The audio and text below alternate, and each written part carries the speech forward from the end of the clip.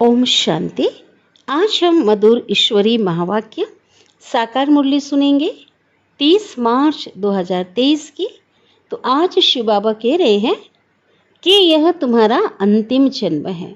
इस सृष्टि का क्या होना है? विनाश होना है। आप बच्चों को कुछ भी छोड़ना नहीं है। गृहस्थ व्यवहार में रहते हुए कमल फूल समान पवित्र रहना है। बाबा ने बताया जैसे कमल का फूल पानी में रहते हुए, कीचड़ में रहते हुए, पानी का कीचड़ का कुछ दाग उसके ऊपर नहीं होता, वो न्यारा और प्यारा रहता है। इसी प्रकार आप बच्चे भी जब श्रीमत पे चल करके संपूर्ण निर्विकारी बनते हैं, पवित्र बनेंगे, तो उस पवित्र दुनिया का मालिक बन जाएंगे। उस पवित्र दुनिया में बाबा कहते पतित कोई व्यक्ति भी मनुष्य जा नहीं सकता। ये पतित दुनिया का तो अविनाश होना है। अभी तो सभी को सब हिसाब किताब क्या करना है, चुकतू करके पहले मुक्ति धाम जाना है ना, घर जाना है। उसके बाद बाबा कहते सतयुग में आएंगे और वहाँ तुम्हें सच्चा सुख मिलेगा, है ना। बैकुंठ का नाम बाबा कहते बहुत नामी ग्रामी है ना।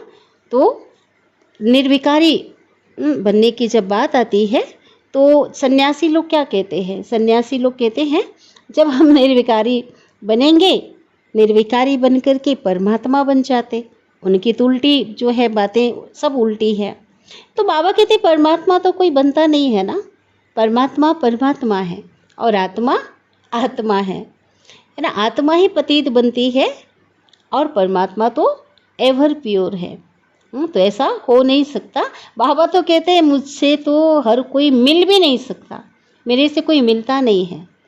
और यही वो समय है जब महाभारी लड़ाई लगने वाली है और मैं आकर के, है ना। गायन कौन सा है? भगवान ने ज्ञान कब दिया?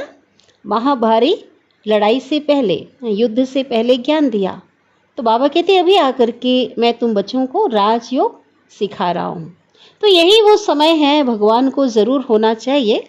और बाबा कहते आप बच्चे जानते हो कि मैं आ चुका हूँ और आकर के क्या कर रहा हूँ, सभी को सभी झंझटों से हटाकर, सभी के सभी झगड़ों से छुड़ाकर ख़त्म करके मैं सबको घर ले जाने आया हूँ। तो जो मेरी श्रीमत से श्रेष्ठ बनेंगे वो क्या होंगे? प्रारब्ध पाएंगे। और मेरी श्रीमत जो है आधा कल्प तक चलती है और उसके बाद बाबा ने कहा आसुरी मत चलती है। मेरी मत से तुम हीरे तुल्य बन जाते और माया की मत से क्या बनते? कौड़ी जैसे बन जाते हो। तो कितना प्यारा बाबा है, तो उसकी मत पर चलना चाहिए ना।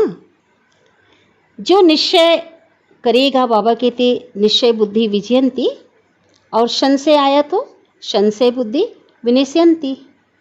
तो तूफान तो आएंगे लेकिन निश्चय में कभी भी कमी ना आए। इसलिए बाबा ने कहा संग दोष से स्वयं को बचाते रहो, है ना। बाबा मिला, जहाँ मिला सब कुछ मिला। तो सदा खुश रहने के लिए गीत गाने के लिए बाबा ने कहा। कौन सा गीत? दिल से सदा यही गीत गाते रहो, पाना था सो पा लिया अब बाकी क्या रहा, है ना। परवाह थी पार ब्रह्म परमेश्वर की, वो मिल गया अब क्या चाहिए। तो जैसी स्मृति वैसी स्थिति, जब ये स्मृति रहेगी तो सदैव खुशनुमा रहेंगे। तो बाबा ने कहा आपका जो जन्म है अभी दिव्य जन्म है, ये ब्राह्मण जन्म, ये दिव्य अलौकिक जन्म आप बच्चों को मिला है। तो आपका हर संकल्प, बोल, कर्म, व्यवहार सब कैसा होना चाहिए? दिव्य होना चाहिए। अब साधारणता जो है वो खत्म हो जाए और ये दिव्यता, ये दिव्यता आ जाए। और ये दिव्यता ही क्या कराएगी? दिव्य कर्म कराएगी, दिव्य अनुभूति कराएगी। तो जो दिव्य जन्मधारी ब्राह्मण हैं, बाबा कहते आत्माएं हैं, वो कभी भी किसी भी तरह से अपना तन मन धन को साधारण रीति से खर्च नहीं कर सकते। साधारण रीति यूज़ नहीं कर सकते। वो तो दिव्य कार्य में ही उसे यूज़ करेंगे। तो अभी हम मीठे बाबा की बहुत मीठी मुरली को विस्तार से सुनते हैं। आज की मुरली का सार है, मीठे बाबा कहते हैं, मीठे बच्चे, संग दोष संशय बुद्धि बनाता है, इसलिए संग दोष में फंसकर कभी पढ़ाई नहीं छोड़ना। इस ईश्वरी पढ़ाई को कभी छोड़ना नहीं है। इसके लिए कहा जाता है संग तारे और कुसंग बोरे, अर्थात गलत संग मनुष्य को डुबो देता है, इसलिए अपनी संभाल रखनी है। आज की मुरली का प्रश्न है, परमात्मा बाप की कौन सी श्रीमत तुम्हें कौड़ी से हीरे जैसा बना देती है? कौन सी श्रीमत? उत्तर है बाप की श्रीमत है, बच्चे, घर गृहस्थ में रहते हुए कमल फूल समान रहो। जैसे कमल फूल को कीचड़ और पानी टच नहीं करता है ना, न्यारा और प्यारा होता है, ऐसे ही विकारी दुनिया में रहते हुए विकार टच ना करे। बाबा कहते विकारों से निर्लिप्त रहो, यह तुम्हारा अंतिम जन्म है। निर्विकारी दुनिया में चलना है ना, इसलिए पवित्र बनो। इसी एक श्रीमत से तुम कौड़ी से हीरे जैसा बन जाएंगे और स्वर्ग का मालिक बन जाएंगे। गीत बजा है, मुझको सहारा देने वाले दिल कहे तेरा शुक्रिया। ओम शांति। बाप ने समझाया है कि भगवान तो एक ही है, जिसने भगवती को रचा बरोबर भगवानोवाच है। जैसे है ना, भगवान भी पढ़ाते हैं, जैसे बैरिस्टर वाच है ना, बैरिस्टर पढ़ा करके बैरिस्टर बनाते। सर्जन वाच ना, सर्जन भी क्या करते, वो भी पढ़ाते हैं, औरों को क्या करते, मेडिकल कॉलेज में पढ़ाते हैं है ना, औरों को भी क्या बनाते, सर्जन बनाते। और यहाँ फिर क्या है, भगवानोवाच, यहाँ भगवान समझाते, भगवान पढ़ाते हैं। भगवान कहते हैं मैं तुम्हें स्वर्ग का मालिक, राजाओं का राजा बनाऊंगा। अब राजाओं का राजा कौन है? देवी देवताएं हैं है ना, लक्ष्मी नारायण, सतयुगी दुनिया के मालिक। यह है गीता। परंतु मनुष्य भूल गए हैं कि गीता का भगवान कौन था, है ना। लोग ये कहते हैं कि गीता का भगवान श्री कृष्ण है। तो शिव बाबा हमें बताते हैं कि श्री कृष्ण तो स्वर्ग का नंबर 1 प्रिंस है, और तो महाराज कुमार है। अब इतने ऊंचे प्रारब्ध उनको किसने प्राप्त कराई? ये ऊंचे से ऊंच प्रारब्ध है ना, संसार की सर्वोच्च जो उपाधि है परमात्मा के बाद किसकी है? देवी देवताओं की है, राधे कृष्ण अथवा श्री लक्ष्मी और नारायण की। तो ये बात कोई भी समझ नहीं सकते कि ये ऊंचा जो प्रारब्ध है आखिर उनको किसने दिया। राधे कृष्ण स्वयंवर के बाद लक्ष्मी नारायण बनते हैं। उन्होंने यह ऊंचा पद किसने दिया? बाबा रिपीट कर रहे हैं, श्री कृष्ण कौन था, श्री नारायण कौन था, यह बातें तुम ही जानो, है ना। हम जानते हैं, क्या जानते है ना, श्री नारायण ही बचपन में श्री कृष्ण थे। श्री कृष्ण को प्यार तो बहुत करते हैं, है ना। भक्ति में लोग चाहते हैं कृष्ण जैसा पुत्र हो, कृष्ण जैसा पति मिले, भाई मिले, बहुत उनकी पूजा होती, जयंती भी मनाते, जन्माष्टमी मनाते हैं। फिर जिससे श्री कृष्ण का स्वयंवर हुआ उनकी भी तो महिमा होगी ना। राधे और कृष्ण को इकट्ठा ही दिखाते हैं, परंतु उनको ऐसा किसने बनाया? रचयिता एक निराकार को कहा जाता है। साकार माना शरीरधारी को कभी भी क्रिएटर नहीं कहेंगे। तो कृष्ण कौन है? शरीरधारी है ना, साकार स्वरूप है, तो वो क्रिएशन है, रचना है। क्रिएटर तो निराकार है ना। इनकॉर्पोरियल गॉड फादर कहते हैं, निराकार जिनका शरीर नहीं। लक्ष्मी नारायण सतयुग के आदि में थे। अभी क्या है, बाबा कहते कौन सा समय चल रहा है, अभी कलयुग, कलयुग का भी लास्ट समय चल रहा है। और यहाँ पे मनुष्य कैसे हैं, दुखी कंगाल हैं। इस समय तो राजा रानी तो है नहीं, स्वर्ग की तो महिमा बहुत है ना। कोई मरता है तो भी क्या कहते, फलाना स्वर्गवासी हुआ।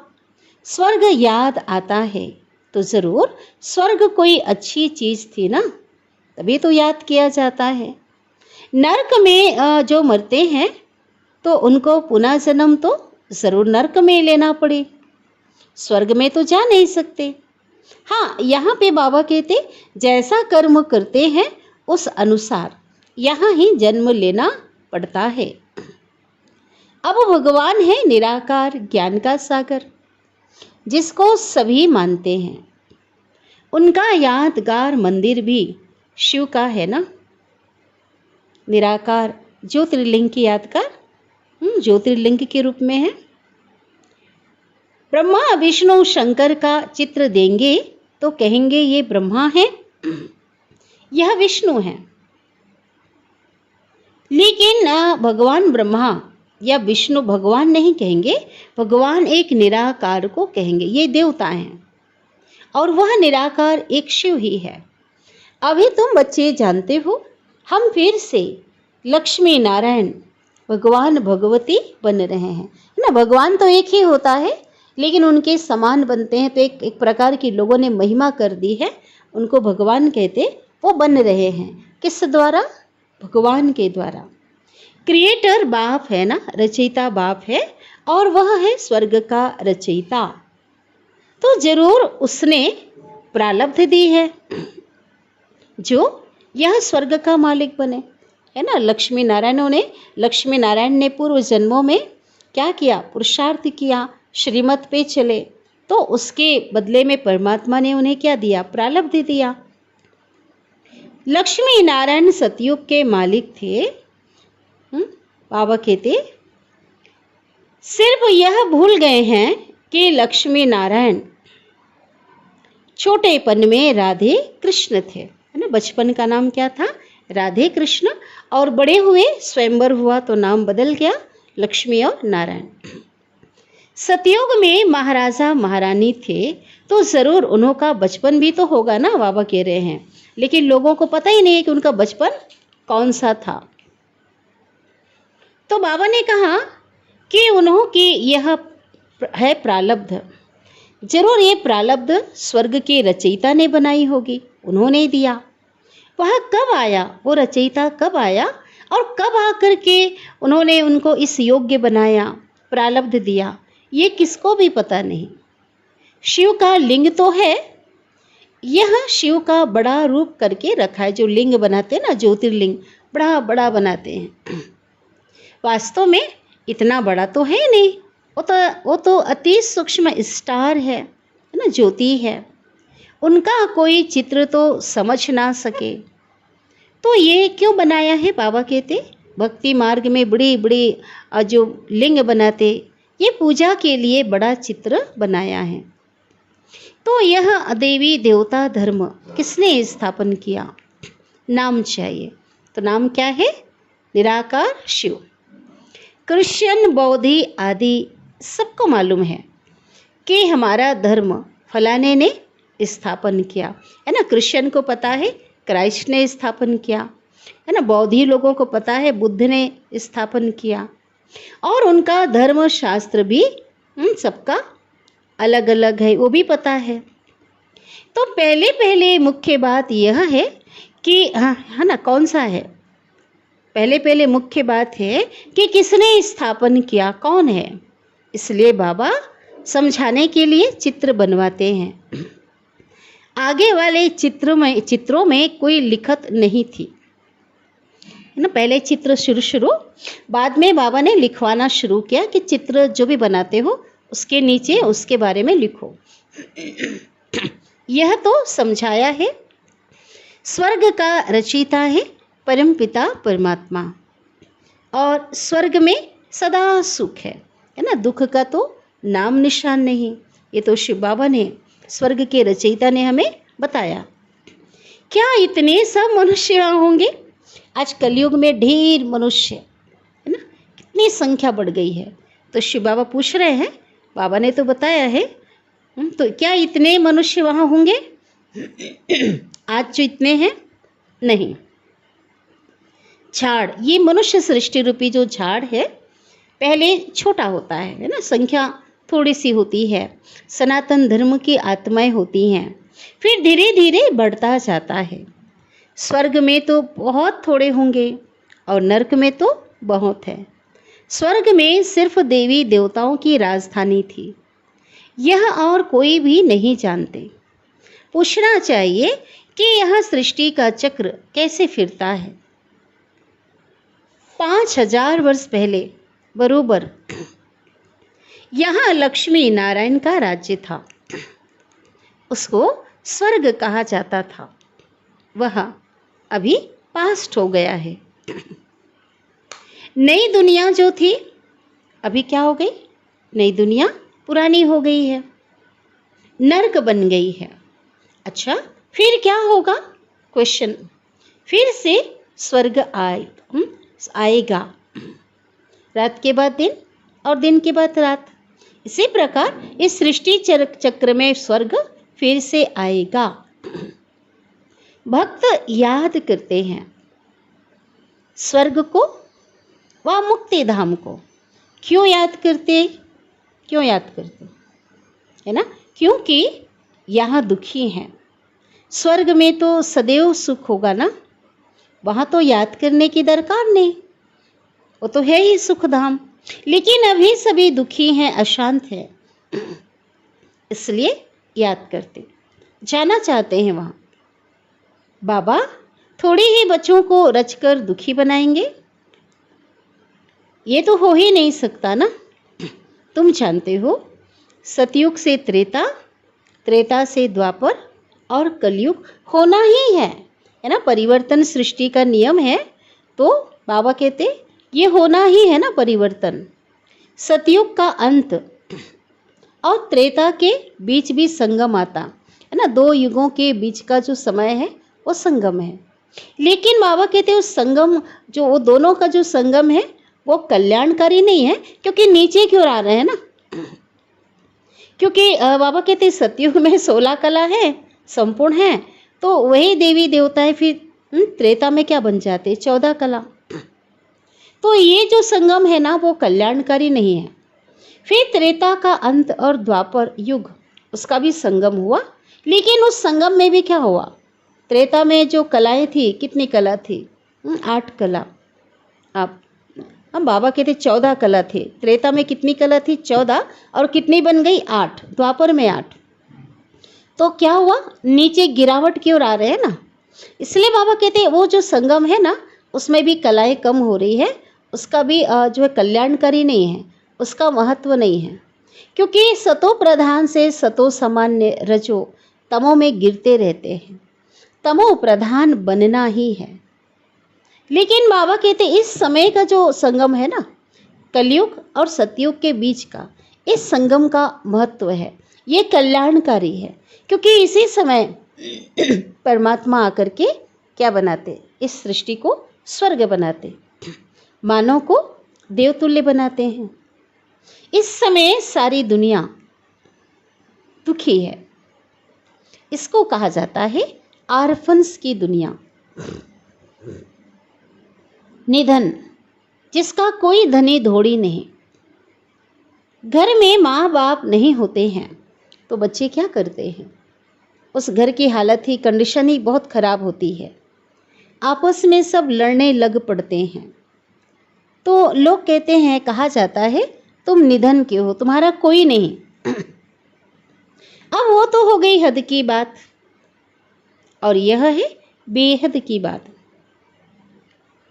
कैसे कैसे बेहद की बात? इस समय सारी दुनिया है ना, कोई परमात्मा को नहीं जानती, उनसे कोई कनेक्शन नहीं है, इसलिए भी क्या कर रहे हैं, आपस में कंगाल बन गए, मनुष्य दुखी हो गए और मनुष्य आपस में क्या कर रहे, मनुष्य मनुष्य लड़ते रहते हैं। जानवर भी आपस में, जानवर जानवर में भी लड़ाई होती है। धनी कौन है, वह है रचयिता पाप। तो बाबा कहते उनके आने से सब बच्चे कैसे बन जाते, धन के बन जाते, है ना, बहुत सुखी धनवान बन जाते। बाबा बच्चों को शांति धाम पहले घर ले जाते, शांति धाम वाया है ना, और फिर सुख धाम में भेज देते हैं। पहले सतो प्रधान, फिर सतयुग में क्या है, सतो प्रधान, त्रेता में क्या है, सतो सामान्य, फिर द्वापर में रजो और कलयुग में तमो। तो जैसे सृष्टि बाबा कह रहे हैं सतो रजो तमो में आती है, ऐसे हर एक चीज होती है, आत्मा की भी ऐसी स्टेजेस होती है, हर चीज की क्वालिटी बदल जाती है। छोटे बच्चे जब पैदा होते हैं तो उस समय एकदम प्योर हैं, सतो प्रधान हैं, है ना, उसके अंदर इनोसेंट हैं, कोई विकार नहीं, इसलिए सबको प्रिय लगते हैं। वही बच्चे अगर शिक्षा नहीं मिलती है, बड़े होते हैं ना, अगर सही गाइडलाइन ना मिले तो जिन माँ बाप ने जन्म दिया, उनके ऊपर आशाएं रखी, तो उन्हीं माँ बाप को क्या करते, तंग करने लगते हैं, तंग करने लग पड़ते। तंग तो होते हैं ना, लड़ते झगड़ते बीमार हो पड़ते, कोई को नुकसान पड़ता है, तो यह भी दुख होता है ना। सतयुग में तो कोई भी दुखी नहीं होता, वह है ही दुख धाम। बाबा बच्चों के लिए स्वर्ग रचते हैं और स्वर्ग में वहाँ सदैव सभी सुखी हैं। तुम जानते हो यह बेहद की दुनिया नई थी, अब क्या हो गई, पुरानी हो गई। दिल्ली पुरानी और नई है ना, पुरानी अलग है आज की, जैसे भारत देश में अभी क्या है, राजधानी दिल्ली है ना, तो दिल्ली भी दो प्रकार की है, नई दिल्ली और पुरानी। तो बाबा कहते हैं नई दिल्ली कितनी अच्छी देखने में आती है, इसका मतलब ये नहीं कि पुराने को उड़ा देंगे, पुराने भी है, फिर रहेंगे कहाँ, ये तो इस दुनिया की बात है। यहाँ नई पुरानी दोनों एक साथ है ना। दिल्ली सुना होगा ना, नई दिल्ली पुरानी दिल्ली एक ही स्थान पर है। जैसे हमारी राजधानी छत्तीसगढ़ की रायपुर है, तो नया रायपुर है और पुराना रायपुर है। तो बाबा कहते हैं ऐसा नहीं कि वो पुराना है तो कोई उड़ा देंगे, ख़त्म करेंगे, ऐसा नहीं है, दोनों हैं। फिर यह बाबा कहते जो फिर ये क्या होगा, ये पुरानी टूट करके नई बनेगी। अभी नई पुरानी इस दुनिया के हिसाब से दोनों है, लेकिन सतयुग में क्या होगा, क्योंकि राजधानी जो लक्ष्मी नारायण की होगी वो तो दिल्ली में होगी ना, दिल्ली में ही होगा, बाबा ने बताया। अभी भी भारत की जो राजधानी है दिल्ली है और सतयुग में भी दिल्ली होगी, लेकिन उस समय सब पुराना जो है सब टूट जाएगा और नया बनेगा, जिसको स्वर्ग कहा जाता है। दिल्ली को ही सतयुग की जो दिल्ली होगी उसको परिस्थान कहा जाता है ना, जहाँ देवी देवताएं चैतन्य में निवास करेंगे, राज्य करेंगे। इस समय क्या है फिर, वो परिस्थान होगा, तो इस समय है कब्रिस्तान। सतयुग में लक्ष्मी नारायण का राज्य था, दिल्ली परिस्थान थी, स्वर्ग थी, अभी तो नरक है। बाबा खुद स्वर्ग का मालिक नहीं बनते, है ना, बाबा तो अभोक्ता है, निष्कामी है ना। इंसानों को तो कामनाएं रहती है, भगवान के अंदर कोई कामनाएं नहीं है। वो तो अपने बच्चों को ऊंचा बनाना चाहते, ऊंचे पद पे आसीन करते, खुद स्वर्ग का मालिक नहीं बनते। अब स्वर्ग के मालिक बनने की बात क्या है, बाबा तो देखने भी नहीं जाते, है ना, उस दुनिया को। इतने बच्चों को इतना श्रेष्ठ, इतना ऊंचा बनाते। तुम कहते हो बाबा हमको फिर से स्वर्ग का मालिक बना रहे हैं, इतने सब निश्चय बुद्धि हैं, तो देखकर निश्चय बुद्धि बनना चाहिए ना, है ना। आज क्या होता है कि बहुत सारे जब बाबा के बन गए हैं तो निश्चय के आधार से ही भगवान के बने हैं, पढ़ाई पढ़ रहे हैं, तो बाबा कहते हैं उनको देख कर तो बनना चाहिए ना। कोई लंदन देख कर आवे और वर्णन करे ना लंदन के बारे में, तो ऐसे थोड़ी कहेंगे कि हम जब वहाँ देखेंगे तब मानेंगे, ऐसा तो नहीं है ना। सही बात है। यहाँ तो इतने सब बच्चे कहते हैं, ढेर बच्चे, भगवान के बच्चे, कि हमको भगवान पढ़ाते हैं, तो झूठ तो नहीं बोल सकते ना। परंतु भाग्य में अगर नहीं होगा तो बुद्धि में बैठेगा नहीं। तो शिव बाबा कहते हैं इसमें छोड़ना कुछ भी नहीं है। यह है अंतिम जन्म। गृहस्थ व्यवहार में रहते हुए कमल फूल समान क्या रहना है? पवित्र रहना है। यह है मृत्यु लोक और वह है अमर लोक। गाया जाता है संपूर्ण निर्विकारी दुनिया, वहाँ विकार होता नहीं। तो मानना चाहिए ना। बरोबर देवताओं की महिमा भी करते हैं, सर्वगुण संपन्न। अब वह था ही वाइसलेस वर्ल्ड, है ना, निर्विकारी दुनिया। कहाँ? सतयुग में देवताओं की कौन सी महिमा है? सर्वगुण संपन्न, 16 कला संपूर्ण, संपूर्ण निर्विकारी, मर्यादा पुरुषोत्तम, डबल अहिंसक, अहिंसा परमो धर्म। तो बाबा कहते, लोग पूछते हैं ना, अच्छा बच्चे तो पैदा होते होंगे ना, जरूर कोई युक्ति होगी। बाबा कहते हैं हाँ युक्ति है, विकार से नहीं होते हैं। क्यों? क्योंकि यहाँ वहाँ काम विकार, ये जो पॉइजन है, विष, वो होता ही नहीं है। इतने पवित्र होते देवताएं। यहाँ बाबा कहते वहाँ सतयुगी में जो देवताएं हैं वो संपूर्ण पवित्र हैं, और यहाँ संपूर्ण विकारी, और वहाँ संपूर्ण पावन। और वह भी कैसे? यथा राजा रानी और प्रजा सभी पवित्र हैं। अब इसमें तुमको संशय क्यों पड़ता है? बाबा बोल रहे हैं कि क्योंकि वहाँ की जो रस्म रिवाज होगी उसे अनुसार से बच्चे पैदा होंगे। हर जगह की भाई नई दुनिया, स्वर्ग की, सतयुग की, वहाँ की रस्म रिवाज अलग है, तो जो होगी वो तो वही होगी वहाँ की। तो क्यों संशय आता है? पूछ रहे हैं बाबा, है ना, बताते हैं। वहाँ विकार नहीं होता। ये विकार, ये वासना, ये इस जो नेचर है ना, ये स्वभाव संस्कार इस मृत्यु लोक का है, कलयुग का है, वहाँ का नहीं। वहाँ तो कोई किसको दुख नहीं देते, जानवर भी एक दो को दुख नहीं देते, वह भी ऐसे ही पैदा होंगे। अब तुमको चाहिए क्या? शांति चाहिए तो अपने को आत्मा समझ बाप को याद करो, तो मेरे पास चले आएंगे।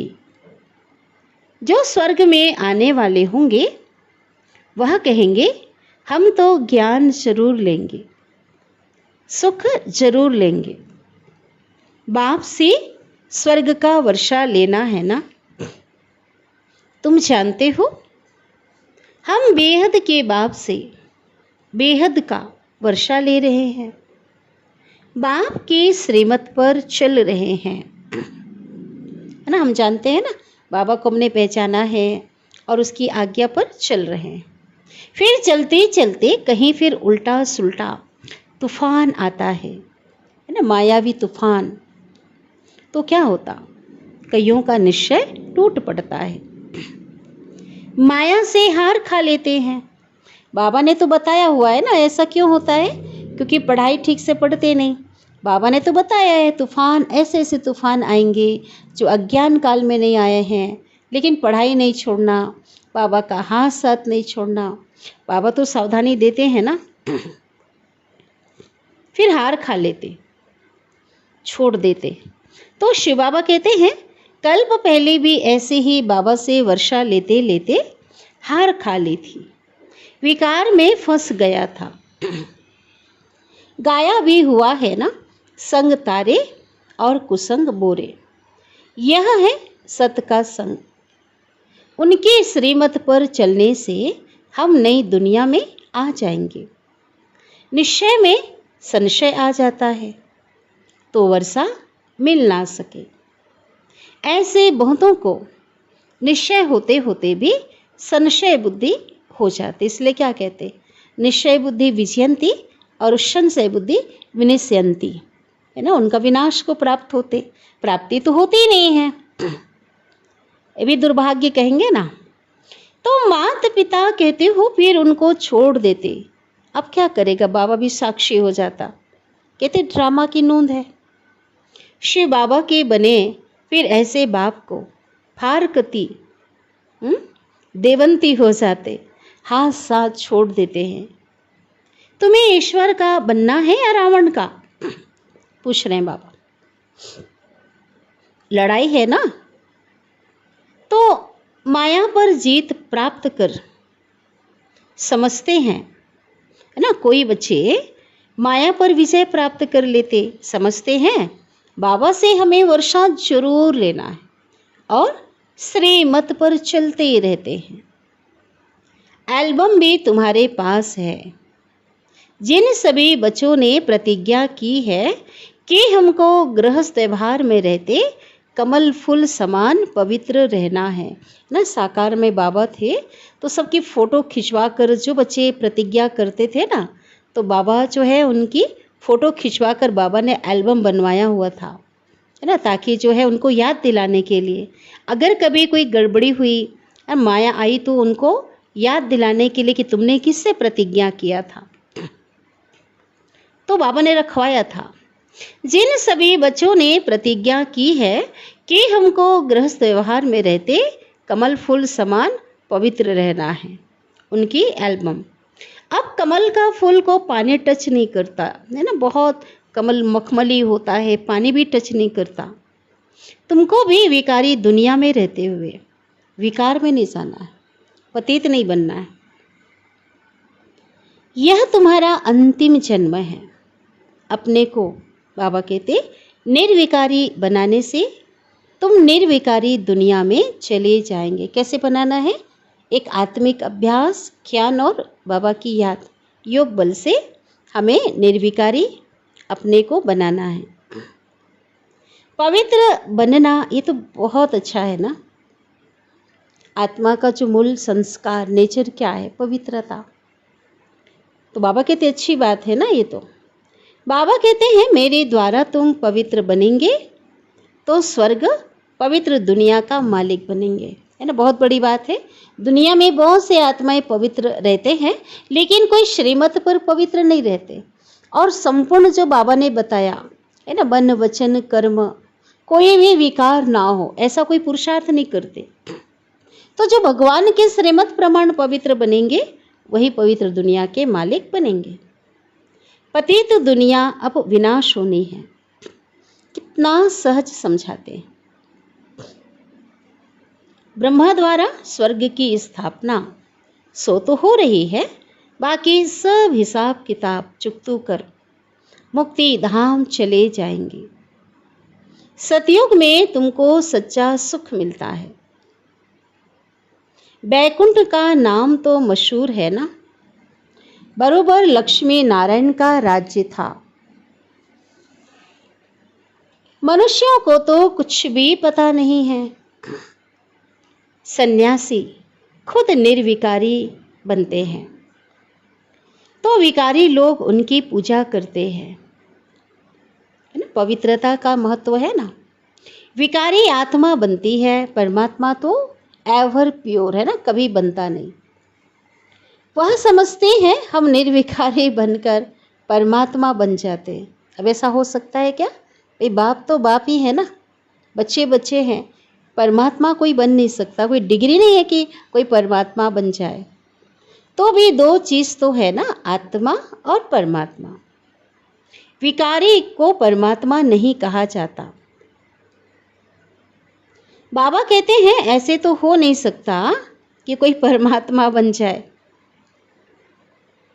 कोई मिल भी नहीं सकता। बाबा कहते मेरे से कोई मिल ही नहीं सकता, मैं आकर के सबको वापस ले जाऊंगा। अभी आए हैं बाबा सबको ले जाने। निशानी भी है ना, महाभारी लड़ाई जो भी क्या होने वाली है, लगने वाली है। मैं बच्चों को राजयोग सिखा रहा हूँ। महाभारी लड़ाई है, तो भगवान को भी जरूर होना चाहिए, क्योंकि लड़ाई के पहले ही भगवान ने गीता ज्ञान दिया था ना। तो इसी समय का तो गायन चला रहा है। जो सभी झंझटों से हटाए, सभी के झगड़े खत्म कर दे, भगवान जरूर होना चाहिए ना। तो यही तो बाबा कर रहे हैं। सर्वशक्तिमान एक बाबा है। वह कहते हैं तुम मेरी मत पर चलेंगे तो मैं तुमको स्वर्ग का मालिक बनाऊंगा। कल्प कल्प तुम मेरी श्रीमत से ऐसे श्रेष्ठ बनते हो। आधा कल्प बाद जब मेरी मत पूरी हो जाती है, आसुरी मत शुरू होती है, तो तुम कंगाल कौड़ी जैसे बन पड़ते हो। अब फिर तुमको कौड़ी से मैं हीरे जैसा बनाता हूँ। तो श्रीमत पर चलना चाहिए ना। बाबा कितना सहज समझाते हैं। अच्छा, बाबा की ओर से याद प्यार ले लेते हैं। मीठे मीठे सिकिल दे बच्चों प्रति माता पिता बाप दादा का याद प्यार और गुड मॉर्निंग। रूहानी बाप के रूहानी बच्चों को नमस्ते, और हम रूहानी बच्चों की रूहानी माता पिता बाप दादा को याद प्यार, गुड मॉर्निंग और नमस्ते। शुक्रिया बाबा, शुक्रिया आपका दिल से पद्मा पदम गुणा शुक्रिया। धारणा के लिए मुख्य सार। पहली पॉइंट, किसी भी तूफान के कारण निश्चय में कमी ना आए, इसके लिए संग दोष से अपनी संभाल करनी है। श्रीमत पर पूरा पूरा चलना है। दूसरी पॉइंट है, इस अंतिम जन्म में श्रीमत पर संपूर्ण निर्विकारी जरूर बनना है। विकारी दुनिया में रहते हुए विकार टच ना करे, यह संभाल करनी है। सतगुरु बाबा वरदान दे रहे हैं, अपने हर कर्म द्वारा दिव्यता की अनुभूति कराने वाले, अपने हर कर्म द्वारा दिव्यता की अनुभूति कराने वाले दिव्य जीवनधारी भव। अपने हर कर्म द्वारा दिव्यता की अनुभूति कराने वाले दिव्य जीवनधारी भव। बाप दादा ने हर एक बच्चे को दिव्य जीवन अर्थात दिव्य संकल्प, दिव्य बोल, दिव्य कर्म करने वाली, इस समय क्या बनाया? दिव्य चैतन्य मूर्तियां बनाया है। और यह दिव्यता संगम युगी ब्राह्मणों का श्रेष्ठ श्रृंगार है। दिव्य जीवनधारी आत्मा किसी भी आत्मा को अपने हर कर्म द्वारा साधारणता से परे दिव्यता की अनुभूति कराएगी। ठीक है, बाबा कहते जो दिव्य आत्मा होगी, दिव्य जीवनधारी आत्मा, वो साधारण होते हुए भी उनका जो जीवन इतना श्रेष्ठ होगा कि साधारणता से परे वो दिव्यता की अनुभूति कराएगी। दिव्य जन्मधारी ब्राह्मण तन से साधारण कर्म और मन से साधारण संकल्प कर नहीं सकते। वे धन को भी साधारण रीति से खर्च नहीं कर सकते, कार्य में नहीं लगा सकते। स्लोगन है, दिल से यह सदा यह गीत गाते रहो। क्या गीत गाना है? दिल से सदा यही गीत गाते रहो। पाना था सो पा लिया, अब बाकी क्या रहा। तो क्या होगा इस जब भरपूर हो गए, जो चाह थी पार ब्रह्म परमेश्वर की, वो मिल गया, पा लिया, फिर क्या होगा? बहुत खुशी होगी, है ना। तो आंतरिक जो खुशी है ना, वो चेहरे पर दिखाई देगी, तो चेहरा खुशनुमा रहेगा। तो सदा दिल से यही गीत गाते रहना है। अच्छा, ओम शांति।